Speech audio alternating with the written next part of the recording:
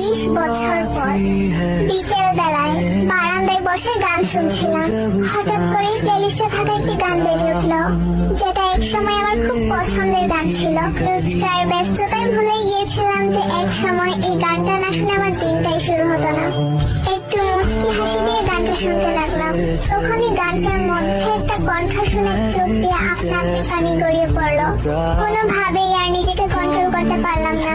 তাকে নিয়ে আগে কতই না স্বপ্ন দেখতাম, কত গল্প বানাতাম, বান্ধবীদের কানের কাছে সারা দিন চেঁচামেচি করতাম। সত্যি কত না পাগলামি করতাম তার জন্য। ভেবেছিলাম হয়তো তাকে ছাড়া বাঁচতেই পারবো না। তার জন্য এত পাগলামো করা মানুষটাই আজ তাকে ছাড়া বেঁচে আছে, সুখে আছে। কিন্তু যত সুখী থাকি না কেন, তাকে আমি কখনোই